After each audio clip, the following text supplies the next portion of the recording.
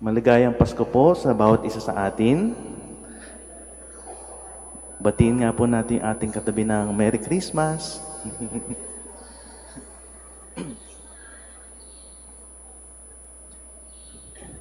Alam niyo po, napakasaya po talaga ng Pasko, hindi po ba? Napakasaya ng Pasko, gaganda ng music, ng mga decoration sa paligid, madaming pagkain, masaya, may mga party, may mga gatherings, may mga reunion.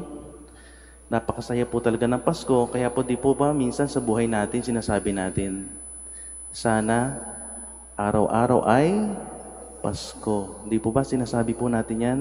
Sana araw-araw ay Pasko. Pero sa Pasko nga po ba, ano ba sa tingin niyo ang pinakamahalagang bahagi ng Pasko? Ano nga ba pinakamahalagang bahagi ng Pasko?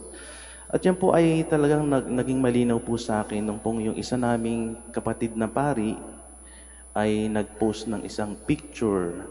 Kasi po siya po ay nag-aral sa abroad, siya po ay napadala upang mag-aral sa abroad at nagkataon po na hindi siya nakauwi. Tapos po ay doon po siya nakapagpasko. Kaya po nung kanyang Christmas, yung kanyang Noche Buena ay pinicturan niya. Pinicturan niya yung kanyang Noche Buena. Yung kanyang Noche Buena isang plato na masasarap yung pagkain. Tapos kasi nasa abroad siya, meron pa kang glass of wine. At doon ko po nakita na napakalungkot pala nung Pasko nang wala kang kasama. Hindi po ba? Napakalungkot po ng Pasko nang wala kang kasama. Kaya po ako pinaalala po sa aming bahay, kahit pala nga pala simple lang yung aming Noche Buena. Sa amin po kasi nanay ko ang karaniwang niluluto ay lugaw, sopa, saka mga kung ano-ano pang pagkain dyan. Simple lang po lagi yung aming pagkain. Pero kung binabalikan ko po, sabi ko talagang mas kompleto pala yung Pasko ko. Dahil nga po ang Pasko ay tungkol sa pamilya, hindi po ba? Ang Pasko ay tungkol sa pagsasama-sama ng pamilya. Dahil ang Pasko ay tungkol sa pamilya. Pamilya ng ating Panginoon, hindi po ba? Pamilyang nasa Belen. Kaya po ang ating Pasko ay kompleto, basta po tayo ay magkakasama, kasama natin ang ating pamilya. Kasi po imagine niyo po yung sarili niyo. Kahit andun kayo sa paborito niyong lugar, tapos maganda ang dekorasyon, maraming pagkain. Pero kung ikaw ay nag-iisa, hindi po ba napakalungkot? Napakalungkot. Dahil nga po sa atin, ang Pasko po ay tungkol sa pagsasama-sama ng pamilya. Mabuti na nga lang po ngayon, sa panahon ngayon, meron ng internet. Hindi po katulad dati, hindi po ba? Mas lalo na po yung mga nagtatrabaho sa abroad. Siguro po napakalungkot po dati. Buti na lang po ngayon, meron na tayong internet, yung mga nagtatrabaho sa abroad o nag-aaral, kahiwalay ang pamilya, nagkakaroon pa sila magkausap, di ba? Sa through video call. Medyo tingin ko po hindi na po masyadong malungkot ang Pasko pag magkakahiwalay po ang pamilya. Pero alam niyo po, kung po tayong mga tao ay sinasabi nating, may mga pagkakataong sinasabi natin na sana araw-araw ay Pasko, alam niyo po ba kung ano sinasabi ng ating Diyos, ng ating Panginoon?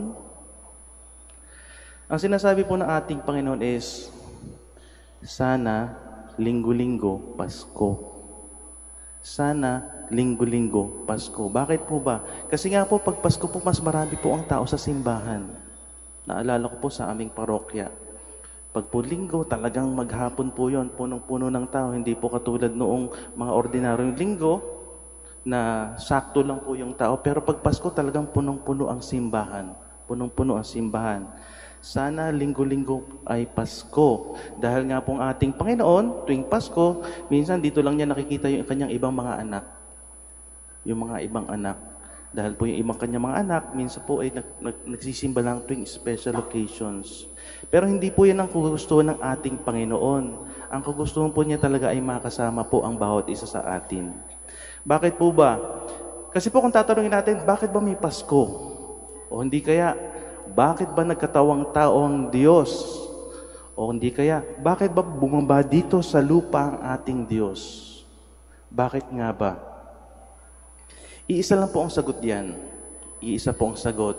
At yan po ay sa kadahilanang ang bawat isa po sa atin ay gustong gawing kapamilya ng ating Diyos. Bakit bumaba dito ang ating Panginoon? Dahil gusto niya po tayong gawing kapamilya niya, ang bawat isa sa atin. Gusto niyang gawing kapamilya, gawing mga anak, ang bawat isa sa atin, at gusto po niyang lagi niyang nakakasama.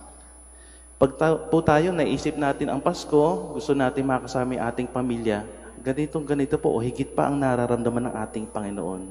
Dahil mahal na mahal po tayo ng ating Panginoon. Gusto po niya tayong laging kasama. Laging kasama. Hindi lamang po pag may special occasion sa simbahan. Bagkus po, lagi po sa ating buhay, gustong-gusto po tayong kasama ng ating Panginoon. Kaya po ang ating Panginoon, masayang-masaya po kapag po ang simbahan ay napupuno. Kaya po ang ating Panginoon, ang sinasabi niya, sana linggo-linggo ay Pasko. Dahil po ang Panginoon, lagi tayong gustong kasama. Hindi lang po paminsan-minsan, hindi lamang pag merong special na okasyon. Ito po ang kagustuhan ng ating Panginoon. Dahil nga po, kung isipin po natin, napakasarap po ng buhay ng ating Panginoon sa langit. Napakasarap ng buhay niya sa langit. Pero tiniis niya lahat. Bumaba siya dito sa lupa, nagkatawang tao siya, tiniis niya lahat ng hirap ng pagiging tao. At bukod dyan, inalay niyo ang kanyang buhay at ang kanyang katawan upang ating maging pagkain. Lahat tiniis niya, lahat ginawa niya upang tayo ay makasama niya, upang tayo, ang bawat isa sa atin, ay maging kapamilya niya. Lahat po ay ginawa na niya para po sa atin. Kaya po talagang ang gusto ng ating Panginoon ay linggo-linggo sana ay Pasko. Dahil po mas marami nagsisimba, mas marami po ang dumadalo sa kanyang hapagkainan. Ngayon po, marami po tayong pagkain sa bahay, hindi po ba? Ngayong panahong ito.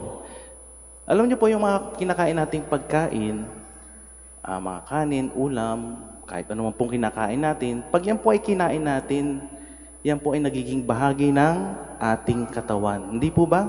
Kung anong kinakain natin, yan ay nagiging bahagi ng ating katawan.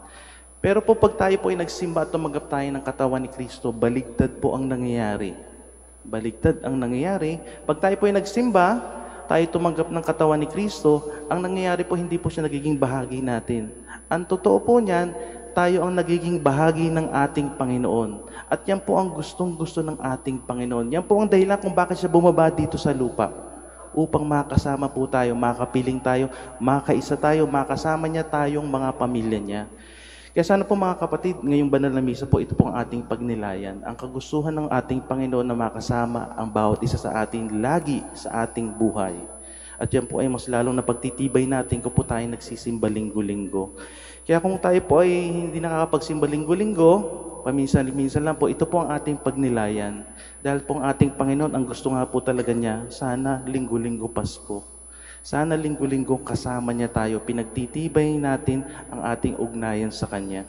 Kaya sana po ito po ang gawin nating panalangin sa banal na misang ito, kung tayo man po ay hindi nakakapagsimba linggo-linggo. Dahil ito po ang gusto ng ating Diyos, ito ang gusto ng ating Panginoon. At sana po, pangalawa, hindi po ito matapos sa atin. Dahil po talagang ating Panginoon ginagawa ang lahat upang lumapit sa Kanya ang Kanyang mga anak. Kung mayroon na po tayong mga kapamilya, mga kaibigan o mga kakilala na sa tingin po natin ay nalalayo na sa ating Panginoon, sa tingin po natin ay hindi na nakakapagsimba linggo-linggo, hindi na natatanggap ang ating Panginoon linggo-linggo, isapan po natin to sa ating mga panalangin. Nang sa gayon po, yung biyayang tinatanggap natin ay hindi po manatili sa atin, bagkus ay maibahagi pa natin mas lalo na dun sa mga gustong makasama ng ating Panginoon. Dahil po mahal-mahal tayo ng ating Panginoon, tinis niya ang lahat upang tayo makasama, sana naman po ibahagi natin po ito sa ating kapwa. Dahil yan po ang gusto ng ating Panginoon. Sana linggo-linggo ay Pasko. Sana linggo-linggo kasama tayo ng ating Panginoon. At hindi lang yan, gayon din yung mga nawawala nating kapatid, sana imasama natin sapagkat ito ang kagustuhan ng ating Diyos. Kung paano po gusto nating makasama yung ating kapamilya, hindi po ba tuwing Pasko, ganyan-ganyan din po tayo gustong makasama ng ating Panginoon. Kaya sa ating banal na misa, isama po natin ang ating mga panalangin na ito. Please stand.